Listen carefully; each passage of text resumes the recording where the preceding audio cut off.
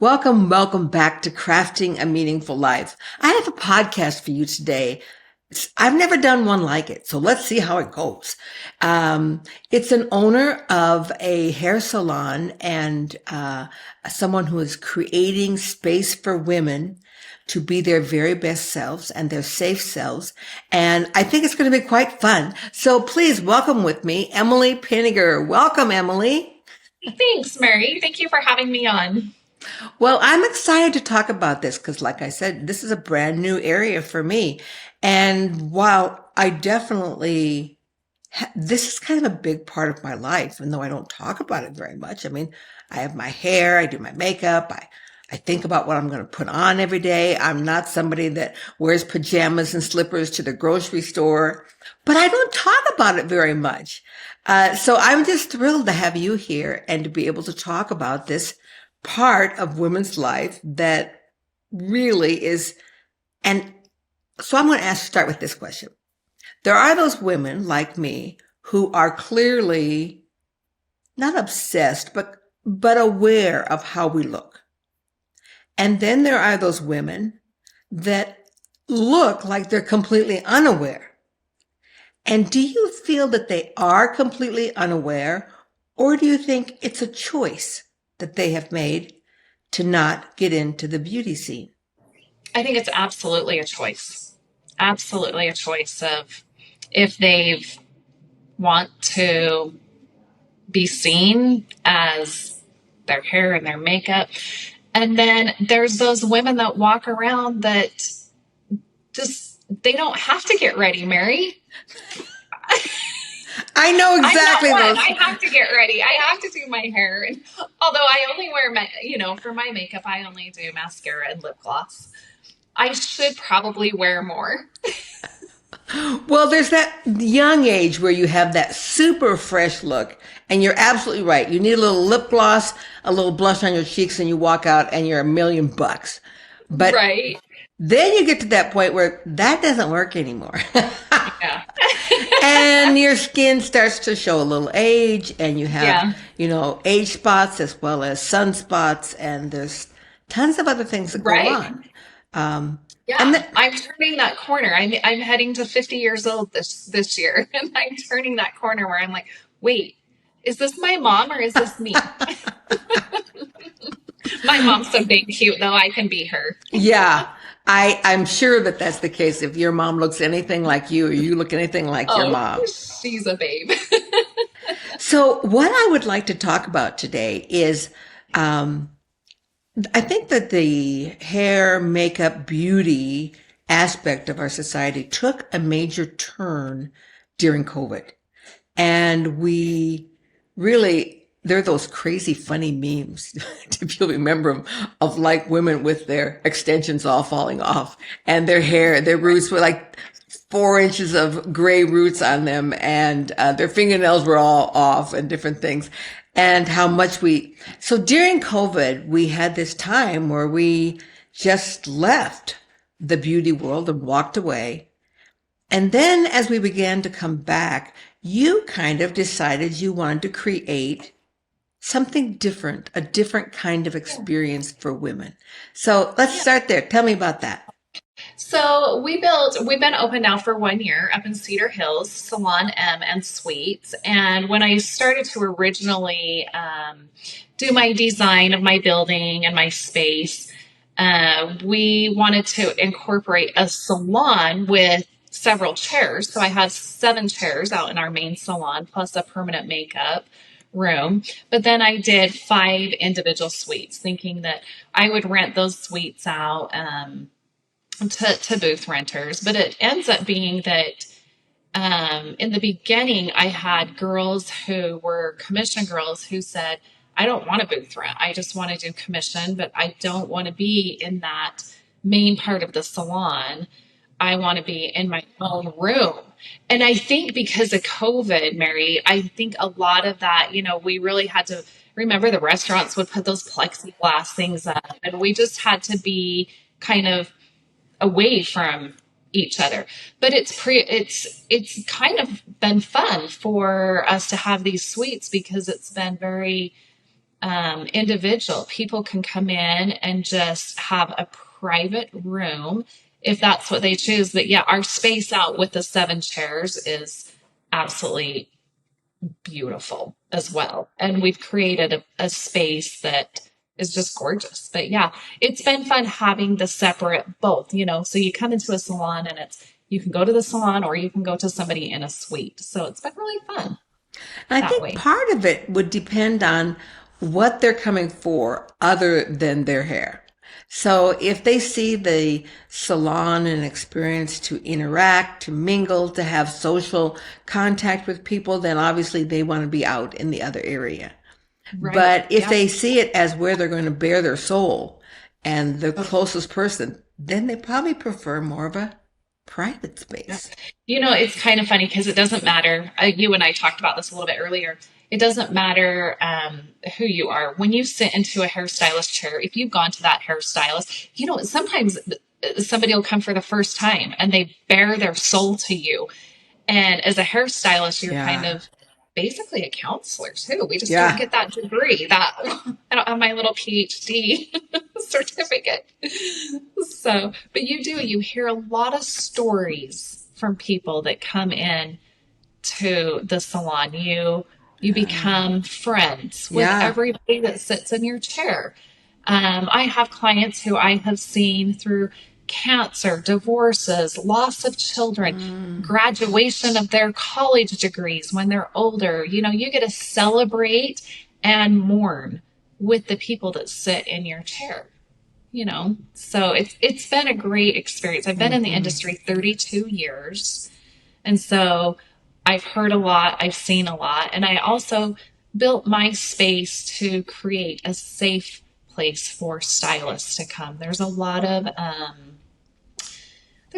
backbiting and nitpicking that goes on in salons, unfortunately. But we feel like we've built a space where our girls, this is their refugee. Yeah. You know, everybody has a story. Even the girls standing behind the chair, listening to their customer's story, that girl has a story too. Right. We all have a story. Yeah. So I want to talk about this bit of the safe place because that's one of the things that we kind of lost during COVID. And I think now we have more of an awareness of how important that is to us. And I Yeah. was thinking about, in terms of your salon, about your clients wanting a safe place, but I had never thought about the aspect of that the stylists also need a safe place, that They they are do. loved and accepted, that they enjoy coming there because they know it's a support system. Right, right. Many of them have stories, like I said, and I I also run an apprenticeship program where you can do your schooling through me to get your hair design license. Mm-hmm. So instead of going to beauty school, I'm an instructor and I can instruct and help a gal get their license. And I had a girl several years ago who was getting her license through me. And there were times where I would have to show up at her home and say, hey, I know it's a super hard day. I know you're going through hard things, but let's work on this together. Let's do this together. Wow. And the stuff that she would tell me that she was going through, her addictions or other problems that she was having, you have to band together and be there for each other. That girl, gosh, it's been probably 8 years ago that well, maybe not quite that long, maybe 6 or 7 anyhow. She's actually part of my staff. Ah, She's never left my side. So there is, there was an urgency for me to create space for not just women, but stylists in general, mm-hmm. guys or girls to come and work for me. And I want to be that person. I want to be that boss who I actually tell my girls that work for me, don't call me your boss because we are all in this Yeah. together. I I never do liked not. that title either. I never Yeah. liked being called Yeah. boss. Yeah. I tell them I didn't build this salon for me. I built this for them and for Yeah. those who walk through our doors. I asked my daughter if I could share a little bit of her story, who she actually works here as well. And, just to give you a little insight of her story, she dated a young man for a couple of years and was in a relationship where she made it look like everything was so great and groovy and happy, Yeah. We all like to right? put that out there, right? Yeah, yeah. And when she broke up with him and finally came to us and said, I think I need some counseling. And she went through some counseling and um, she finally came to us, and the young man is now sitting behind bars at the Utah State Penitentiary Okay. for several different reasons, but one of them was attempted murder. He tried to kill my daughter. Whoa. And I wanted also for a space for her to come to be able to walk through the door. I would watch the night terrors, the day terrors of her not knowing, looking behind her shoulder and always wondering who was watching and if he was there or if he was stalking her. And he's there for stalking charges as well. But I wanted a space that she could walk into and know that she was safe in our environment, and not just only safe, but everybody on my team is going to come together and be one. So, Wow. I think about this gift that you have given first yourself to surround yourself with people who love and care and support you. And when you've given that gift to yourself, then you're giving that gift to all of these stylists and all the people who work in your salon. If I were a stylist, I'd love to come and sit in your salon. Do you know what I mean? Because I would have joy in coming to work every day. And yeah, I think every single one of us who have been female employers want nothing more than for our women employees and our men, not to slight them at all. I want to create a safe place for everyone to be happy to get there. yes, there's enough bad in the world. There's enough evil. There's enough hate and anger that when you come through the doors of Salon M and when you come to work here, I want you to be able to forget what is going on at home and let us just be one and be a family together. And like I said, have trust, that you can come to me. Like I was telling you, the cute girl that was my apprentice. I've watched her from ground zero to now elevate herself to be one of my top stylists. She's absolutely fabulous. It's an amazing journey when you watch people who move from having been so fearful in an unsafe place through the journey of safety and releasing fears and finding their own selves. And I think, Emily, that is probably, it's all one piece, but as I look at creating that for yourself and then for your stylist, that had to be the order of things to truly create that kind of space then for your clients. Yes, It's an energetic thing. When your clients walk into that space, they can't help but feel right. that kind of energy. I can think back even in my own life, probably everyone who's listening at times when they've walked into a salon that didn't have that kind of energy and what that Mhm. felt like. And you were always a little bit uncomfortable and you sat and waited and then you went and sat down and the first words out of their mouths was, well, what are you thinking? I don't know. What should I be thinking? I don't know. Right, right. Yeah. We always Yeah. start with how are you and what's Yeah. going on. And your longtime clients, it's like my client that just left today, this morning, that I did early morning. As she was walking out the door, she took her Kleenex and was drying the tears. And it's like every time, it's Yeah. like we're either crying because you're telling us a story from your life, or and sometimes, don't get me wrong, sometimes we even open up and Oh, the person in absolutely. our chair, gets to hear our good, bad, or whatever. Well, if It you does can happen imagine with sometimes. what I do now, And the way that I lift and help people, when I sit in my stylist chair, she just can't wait for me to come. She just catch me up on all the things that are going on. And it's Right? like, and then my dad, and then, when my mom passed away, I'm like, what? I didn't know any of this. And, you know, it's that wonderful two-way kind of sharing that is so important. I often wonder, and I often will ask my girls, like, what can I do? Like, as a community and as a world, what can we do to be better and make it so everyone has a better life? I want to be able to be that person that somebody can come to immediately and say, I'm in an abusive relationship. Help me navigate this. I want there to be a space that people can come to say that to me, that I'm a safe place.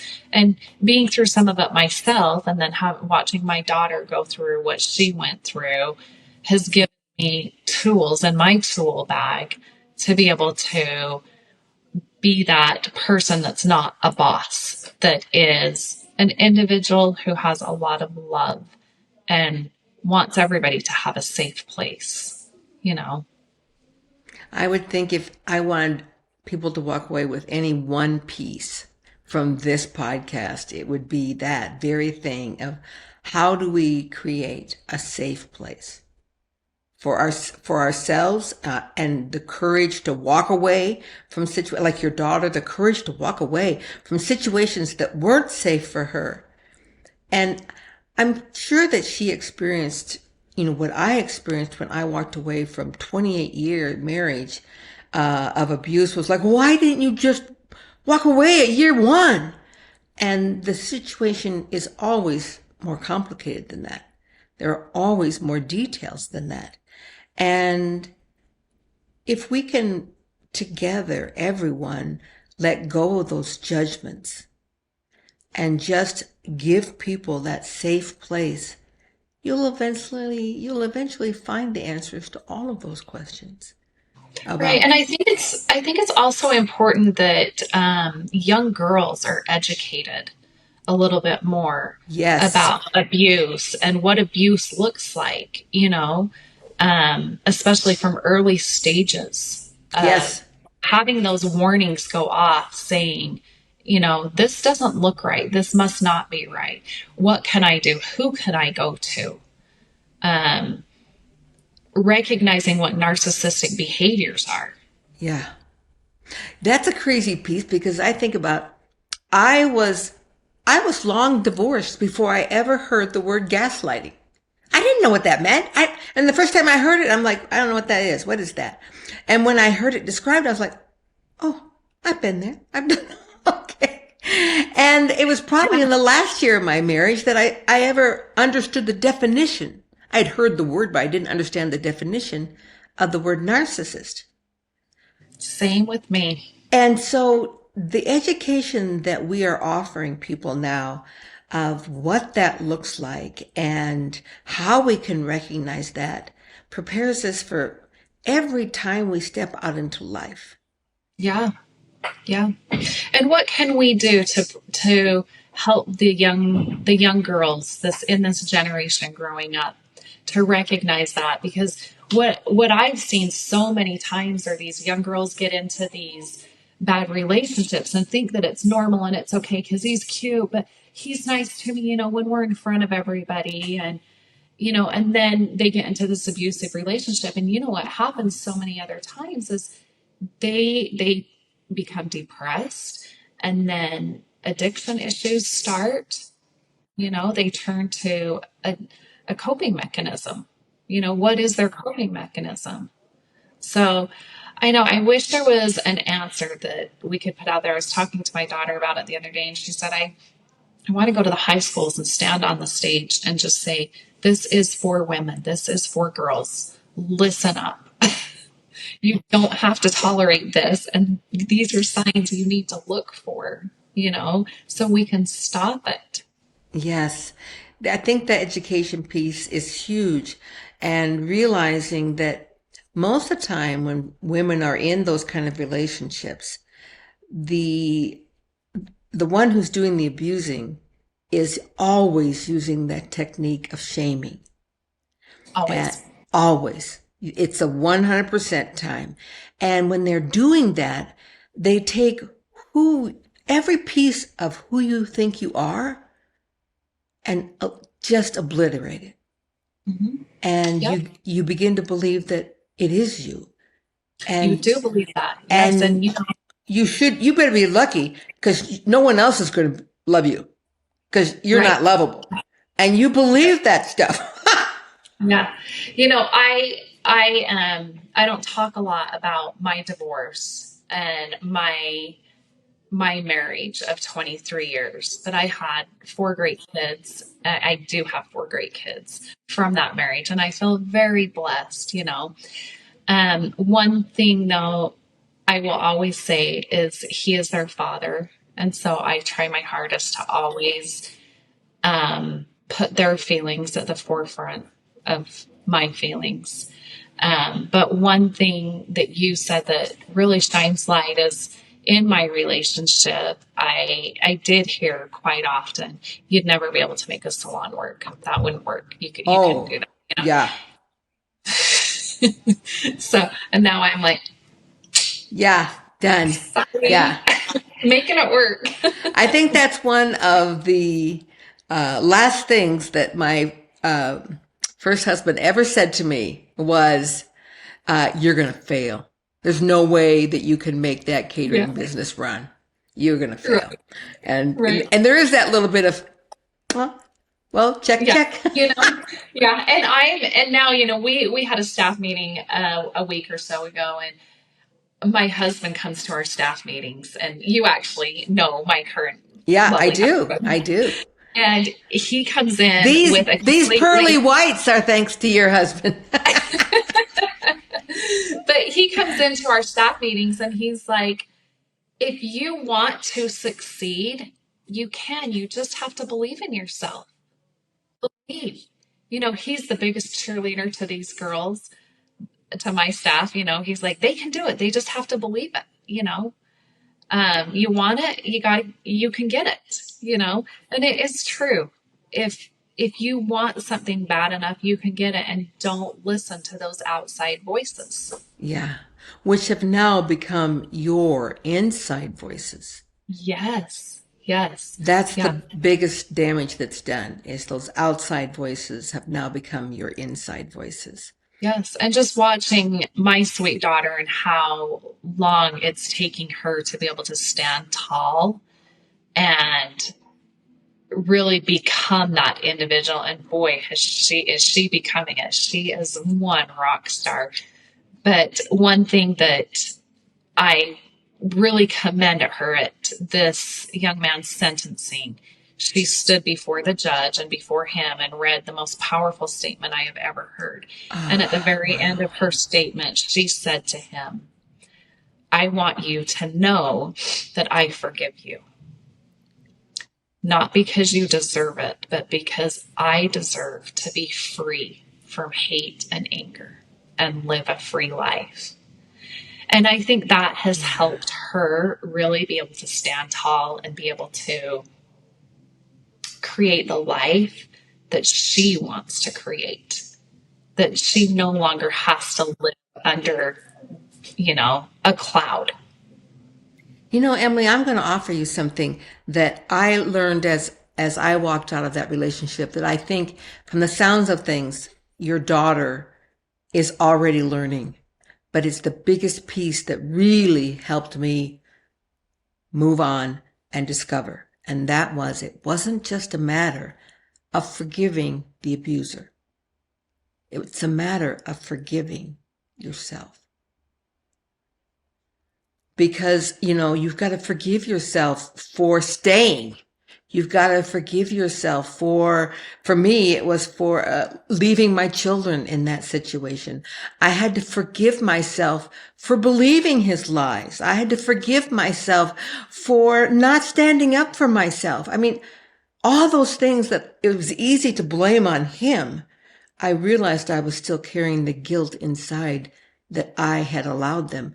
And to be able to forgive yourself completely is the greatest gift one can give themselves. You know, Mary, that is so powerful. Just a few weeks ago, I had written my daughter who lives out of state a text just explaining how much I love her. And my relationship really went into the toilet with her during my divorce. It was a very, you're going to choose a side, it's this side or that side. Yeah, And luckily, she has her own set of lenses on life now and can see that she doesn't have to choose. She can love both parents. But I had that's written a great. text to her and just explaining how much I loved her. And, you know, often I will say in these texts, I'm so sorry that you had to go through what you went through. And it's like, Mom, stop saying you're sorry because I love you for who you are, you know? I also think too, part of that forgiving yourself is learning to love yourself, because if you don't Yes, love yourself, you cannot love anyone else. right. Has to start here. So Yeah. it does. Wow. Yeah, absolutely. Emily, we've had an amazing talk. And if I was one of your clients, I would want to come sit with you every month. And just so you can. You know, you can just come hang out. We have And lots of fun. I think that the biggest lesson that we're leaving with our listeners today is the value of giving and receiving a safe place. That you are absolutely about creating that in your salon, and that all of us have to be about creating that, finding our safe place, and then creating it for others.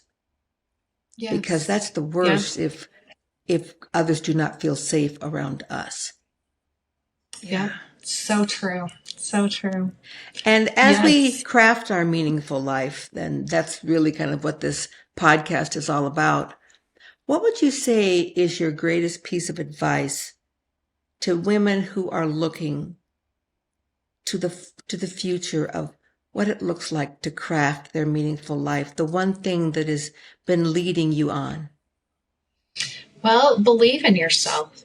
First of all, believe that you have what it takes to craft that meaningful life. Because if you can believe in yourself, it's amazing what you can create, you know?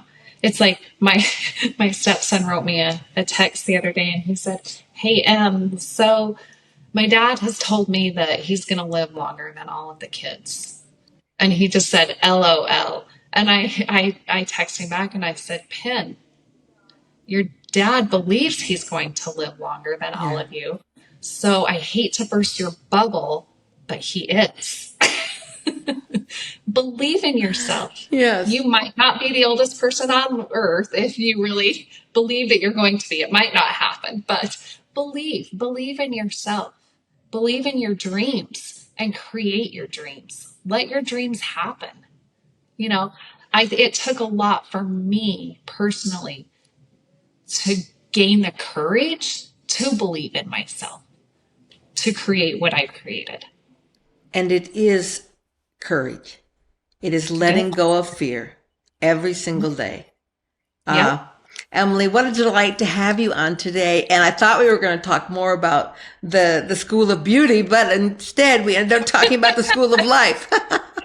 Well, and that's okay, because that's what our chairs, that's what really our chairs are all about in here. Is you come in and it is life. You Yeah. sit down and you just to your stylist, and that's great. Yeah, thanks for having me on, Mary. Well, I am just thrilled with this Studio M that you've created here in Utah and Cedar Hills, and I'm just hoping that other salons and other people, other women in women-owned businesses will take your example of what that looks like to create that kind of space for everyone to grow in. Thank you so much for being with us. You're welcome, Mary. All right. Namaste. Crafting a meaningful life.